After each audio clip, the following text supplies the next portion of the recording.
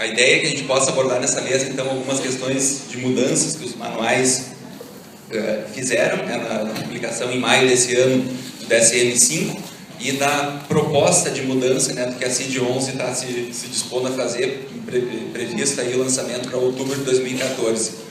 Então, a gente vai ter, dentro do que coube a mim falar, então, os transtornos da personalidade.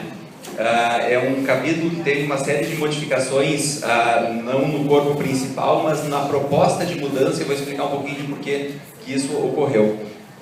Uma das questões que mudam já, que vale como uma questão introdutória, é de que no DSM-4 a gente teve uma grande inovação, pensando do DSM-3 para o 4, que foi a avaliação multiaxial, né, aquela avaliação feita em eixos, que foi proposta, e que agora o DSM-5 extinguiu esse modelo de entendimento, né? Então, por uma série de razões foram justificadas. Uma delas é que o eixo 5, que constituía naquela avaliação global do funcionamento de 0 a 100, ela foi considerada psicometricamente frágil, né, e com muita discordância entre os clínicos. Então, isso foi uma justificativa que se deu para pensar em uma extinção do eixo 5, e uma escala está sendo proposta, então, para se avaliar esse nível de intensidade, de comprometimento que o indivíduo apresenta na vida dele, e essa escala, a proposta é que ela seja compartilhada pela CID-11. Então, a gente vai ter já adiantado no DSM-5 um conteúdo que possivelmente estará presente na CID-11. Da mesma forma, o eixo 4, né, que a gente listava ali os estressores psicossociais e ambientais que estavam relacionados àquilo que a gente muitas vezes lembrava de avaliar com o paciente ali, mas que não tinha uma sistemática mais rebuscada para fazer essa avaliação, era aquilo que o clínico identificava. Então, está sendo também proposta uma escala, um instrumento que possa avaliar isso, inclusive online, e no papel, para ser feito em consultório, e online, um instrumento mais rebuscado. Então, modificações importantes. Por fim, o eixo 3, que é para chegar no que eu queria comentar aqui, do eixo 2, que era os transtornos da personalidade, se considerou que ter um eixo 1 e um eixo 2, diferenciando-se do eixo 3, onde os aspectos médicos estariam presentes, só aumenta a dicotomia entre mente e corpo, né? Então, que a ideia é que se o indivíduo tem uma diabetes, uma dermatite ou tem um transtorno de pânico, isso é um diagnóstico da mesma forma, que deveria então estar na mesma hierarquia, e essa questão então de integração entre os eixos, então foi a justificativa para se unificar, se integrar o eixo 1, 2 e 3 como se tinha anteriormente. Então, não falamos mais atualmente da DSM-5 transtornos do eixo 2, tá? Que era o que inicialmente a gente poderia pensar quando falava dos transtornos da personalidade e também do retardo mental. Bom, nós temos no DSM-5 uma proposta que foi, enquanto estava sendo desenvolvida, bastante audaciosa, de modificação para os transtornos da personalidade, e na hora de fechamento da edição do manual, teve um recuo importante dentro disso, né? Fundamentalmente porque a mudança seria grande demais mesmo, e se, em outras palavras, não é fácil trocar o pneu do carro com ele andando. Então, a gente pensar em fazer uma modificação tão grande assim poderia ter um impacto bastante prejudicial para a avaliação clínica, uma vez que muitos de nós demoraríamos algum tempo até se familiarizar com esse novo modelo, que é o que eu vou falar aqui agora, e por ele ser uma modificação tão grande, então o DSM, o Comitê de Transtornos da Personalidade, acabou recuando nisso. E na última hora, então, ele foi apresentado exatamente a mesma versão do que a gente tinha no DSM-4, né, 4TR da mesma forma. A gente tem os mesmos 10 transtornos, aqueles conhecidos, né, divididos em 3 agrupamentos, né, o cluster A, os esquisitos, né, vai ter o paranoide, o esquizotípico, o esquizoide ali ainda. O cluster B, né, onde estariam os dramáticos, né, os sedutores, a gente teria o antissocial, personalidade borderline, narcisista e histriônico. E por fim, no eixo 3, a gente mantém os ansiosos aqui, medrosos, né, teríamos então o transtorno da personalidade esquiva, obsessivo-compulsivo e também o dependente. O DSM-5, então, ele apresenta na seção 2 exatamente a mesma estrutura que o DSM-4 apresentava.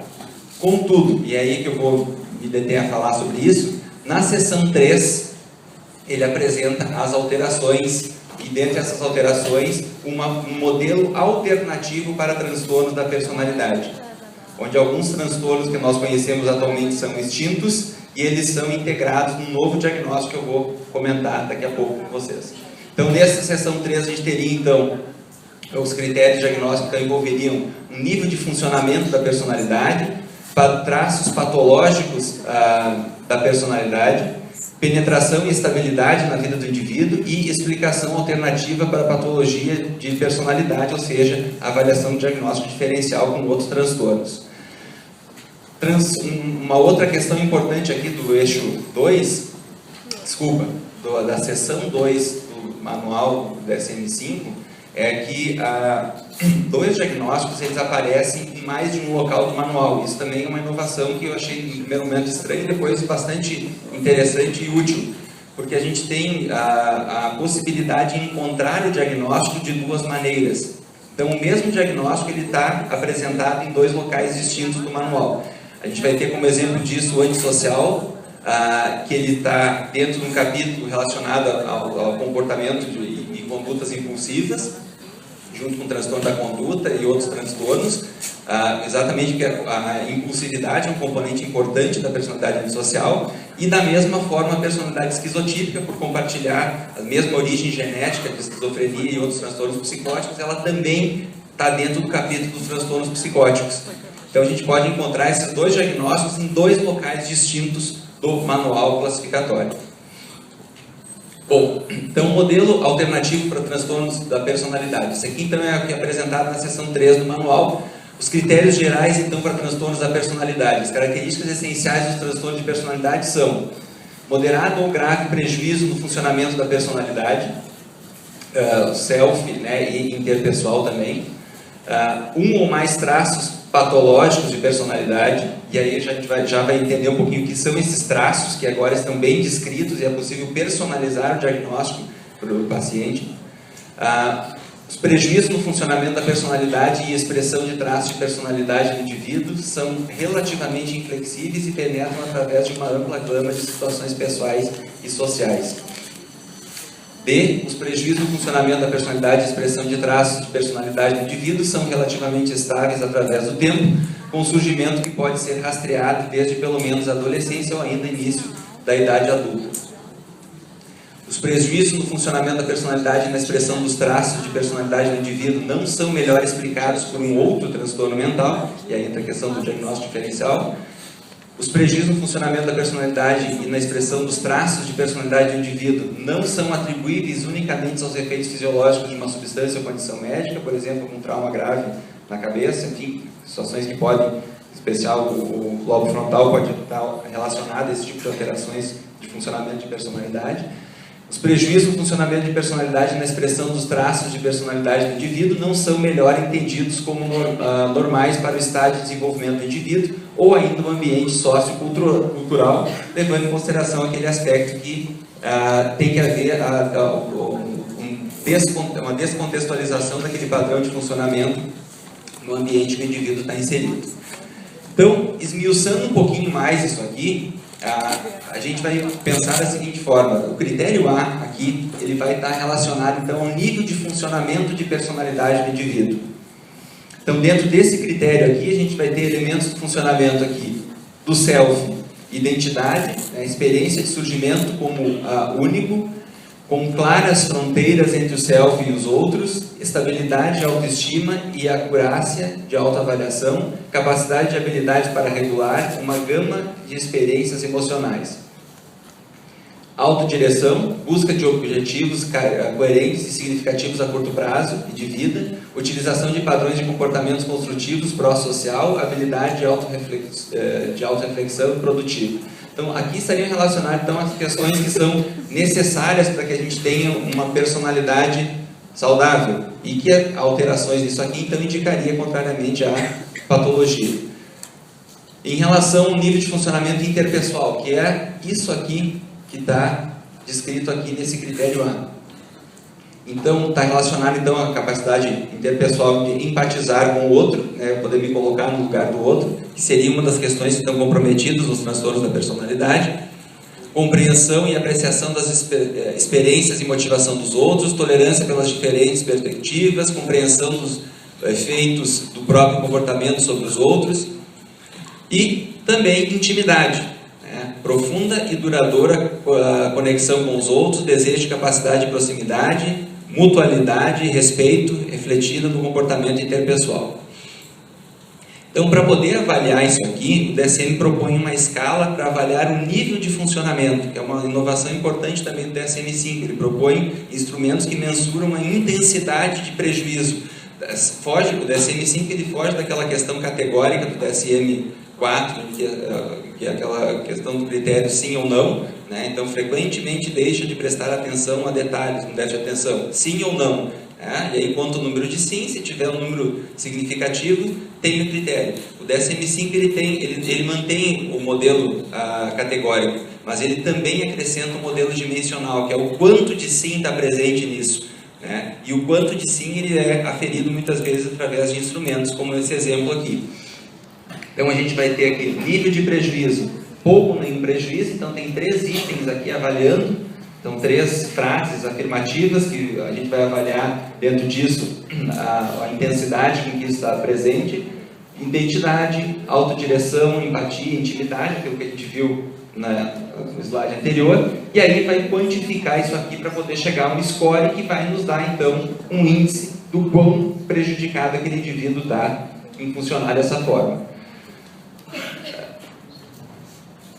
Então, nós vamos aqui ter no critério B, que fala dos traços patológicos de personalidade. O DSM-5 ele apresenta 5 domínios, né? Então ele está baseado no modelo de personalidade em que ele organiza em grandes fatores a personalidade. Ele está distribuído então em 5 domínios, que por sua vez dentro desses 5 domínios nós vamos ter 25 facetas de traços, que são aquilo que a gente na clínica observa com os pacientes, né? Fulano tem uma batidinha narcisista, tem um estilo de personalidade histriônica, aquela paciente tem uma característica muito impulsiva, é meio border. Isso que hoje a gente já faz, só que não é oficial, isso que faz como uma maneira de conceitualizar qualitativamente o caso. A gente tem essa possibilidade com esse modelo alternativo de poder quantificar e nomear quais são as facetas que vão estar presentes dentro desse transtorno. E aí então essas facetas, elas vão ser apresentadas então dentro do primeiro domínio aqui. Afetividade negativa versus habilidade emocional. A gente vai ter dentro desse domínio, nós vamos ter todas essas facetas. Labilidade emocional, ansiedade, insegurança com separação, submissão, hostilidade, perseveração, depressão, desconfiança, afetividade restrita. Segundo domínio, destacamento versus extroversão. Dentro disso nós temos a faceta retraimento, esquiva de intimidade, anedonia, depressão, afetividade restrita e desconfiança. Terceiro domínio, antagonismo versus concordância, manipulação, engano, grandiosidade, busca de atenção, insensibilidade, hostilidade. Domínio, desinibição versus consciência, responsabilidade, impulsividade, distratibilidade, correr riscos, perfeccionismo e rigidez. Por fim, o último domínio, psicoticismo versus lucidez, crenças e experiências incomuns, egocentricidade, desregulação cognitiva e perceptual. Então, o que a gente vai ver aqui é que o DSM ele apresenta características de personalidade que podem ser conceitualizadas, e isso justificaria a exclusão de 4 dos diagnósticos que nós conhecemos hoje. Quais 4? Aqueles que foram considerados com a fronteira entre os outros diagnósticos, uma fronteira mais porosa, mais difícil da gente estabelecer um limite claro. Esse diagnóstico seria então a personalidade histriônica, a personalidade dependente, o esquizoide e também o dependente, histriônica, esquizoide e paranoide. Seriam os 4 diagnósticos que foram considerados como uma fronteira muito frágil entre os diagnósticos. Então, esses 4 não é que eles deixam de existir, eles passam a ser considerados transtornos traços especificados, onde a gente vai encontrar nessas facetas que a gente viu aqui, as características desse diagnóstico. Então, eles passariam a receber esse diagnóstico a partir de então, e não mais o diagnóstico específico de transtorno de personalidade histriônica, por exemplo, como a gente tem atualmente. Critério C e D, então, penetração e estabilidade, então prejuízo no funcionamento geral do indivíduo. O critério E, F e G ele falaria fundamentalmente aqui do diagnóstico diferencial entre outros transtornos da personalidade, inclusive outros transtornos mentais. E nós teríamos então 6 diagnósticos que seriam diagnósticos de transtornos específicos. Nós manteríamos 6 dos 10 atuais e os 4 que deixariam de existir passariam a ter então aquele diagnóstico que eu comentei anteriormente. Manteríamos então aqui o antissocial, esquiva, borderline, narcisista, obsessivo-compulsivo e esquizotípica, todos eles com propostas de reformulação importante nos critérios diagnósticos, deixando eles muito diferentes entre si, deixando muito clara a fronteira entre eles e quais são as características que estão envolvidas. Achei que tivessem me chamando a atenção por causa do tempo. Eu estava presente, 10 minutos, tá? Então a gente vai ter esse transtorno de traço de personalidade, traço especificado. Então ele apresentaria então moderado ou grave prejuízo no funcionamento da personalidade manifestado por dificuldades em 2 ou mais das seguintes 4 áreas. Então essas 4 áreas aqui seriam aquilo que a gente hoje fala, fulano tem traços, entraria dentro desse diagnóstico aqui. Tanto aqueles indivíduos que têm traços de personalidade narcisista, por exemplo, que é um diagnóstico que mantém ainda, segue existindo, mas que ele não chega a fechar critério para aquilo, ele passaria a ter um diagnóstico dado essa visão dimensional que o DSM-5 propõe. Então a gente teria um indivíduo com transtorno de traço de personalidade especificado, e aí dentro disso apresentaria então aquelas facetas, personalizando no diagnóstico quais facetas o meu paciente apresenta. Pode fazer com que o indivíduo tenha um traço narcisista, 2 pacientes com traços narcisistas podem ser diferentes entre si, se a gente pensar dessa forma, porque as facetas que vão compor o diagnóstico podem diferenciar muito um indivíduo do outro. Critério B1 ou mais domínios de traços patológicos ou facetas de traços específicas dentro dos domínios, considerando todos os seguintes domínios. E aí aqui então os domínios que são apresentados, né? Afetividade negativa versus estabilidade. Então estariam aqui relacionados frequentes e intensas experiências de altos níveis de uma larga gama de emoções negativas, ansiedade, depressão, culpa, vergonha, preocupação, raiva e suas manifestações comportamentais, automutilação, interpessoais, dependência. Então nós poderíamos com isso aqui ter um paciente que hoje tem traços de personalidade borderline, que não fecha para o transtorno, ele poderia ter esse transtorno de personalidade traço especificado, com esse domínio aqui sendo utilizado no diagnóstico. Não sei se fica claro essa modificação. Tá? Então o diagnóstico ele é moldável, ele pode ser personalizado.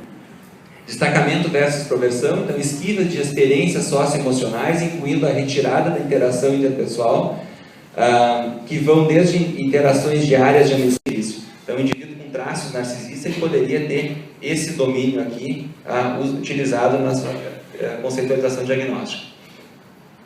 Desinibição, então orientação para a gratificação imediata, levando comportamento impulsivo, dirigido pelos pensamentos, sentimentos, estímulos externos, sem considerar aprendizados do passado e consequências futuras. E, por fim, psicoticismo, então uma ampla gama de prováveis incongruências culturais, excêntricas e comportamentos e cognições incomuns, incluindo tanto processos, né, percepções, dissociações, quanto também conteúdo, né, um paciente com personalidade esquizotípica, por exemplo, que não fecha para o transtorno da personalidade esquizotípica, mas que tem características que lembram. Então, para trazer para aquilo que é o objetivo da mesa, né, que é a aplicabilidade clínica dessa modificação. O DSM-5 coloca bastante claro na seção 1 do texto que ele incentiva o uso desse modelo de diagnóstico, apesar de ele não ser o oficial segue sendo o que nós já conhecíamos, o DSM-4, mas ele incentiva tanto na área da pesquisa, quanto também na área clínica, para se testar a validade do modelo e aí talvez, no próxima edição do manual, aí sim ter uma modificação definitiva em relação a isso. Então é uma proposta que ela, por ser audaciosa demais, vocês vejam que muda muita coisa do que a gente conhece hoje por transtornos da personalidade, então se convencionou que teríamos mais alguns anos aí testando o modelo e é legal que a gente possa conhecer para já começar a tentar ver isso tanto na clínica quanto principalmente na área da pesquisa. Aplicabilidade clínica, então, dessas modificações. As mudanças visam flexibilizar o uso e maximizar a utilidade clínica.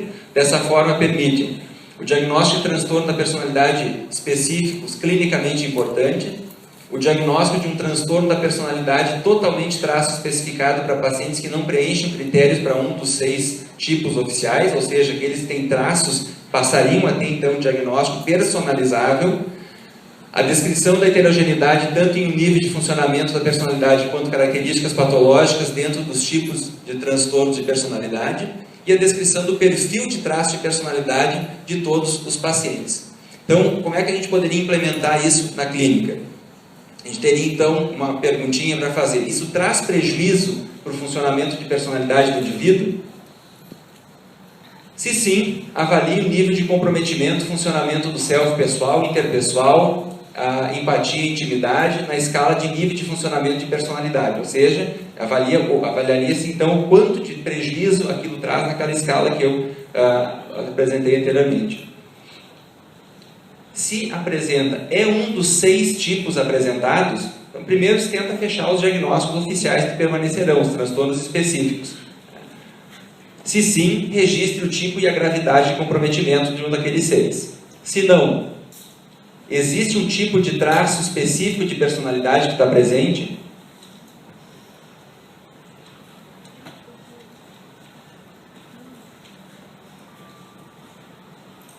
Sim, relata o tipo específico, né, de traço de personalidade, identifique os domínios dos traços aplicáveis e a gravidade.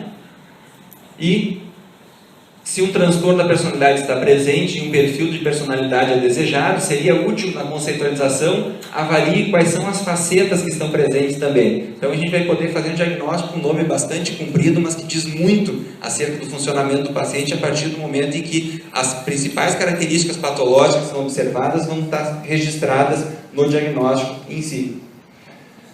E, se nenhum transtorno da personalidade nem traço específico da personalidade estão presentes, avalie os domínios de traço ou as facetas de traço, se esses forem relevantes e úteis na conceitualização. Então, eu diria que a partir do DSM-5 vai ser mais necessário ainda que a gente possa estudar psicopatologia. O DSM-5 ele exige que a gente conheça mais de psicopatologia para poder fazer o diagnóstico, que ele tem um caráter mais subjetivo, né? E essa subjetividade aqui ela pode fazer com que a gente muitas vezes enxergue coisa onde não tem, ou deixe de enxergar se não conhecer exatamente o que a proposta do modelo está se aplicando. Para finalizarmos aqui, só adiantando já o que o DSM-6 vai apresentar os critérios aqui, então já na APA 2020, o diagnóstico vai ser feito através do uso do creme dental. A gente vai ter aqui então o impulsivo, vida muito agitada, que aperta aqui no meio, o econômico, com tendência à depressão, então ele vai enrolando aqui embaixo. Teimoso, raciocínio lento, então ele fica apertando lá em cima e não vê que tem creme aqui embaixo. E o antissocial, que em mau hálito ele não usa, né? Obrigado.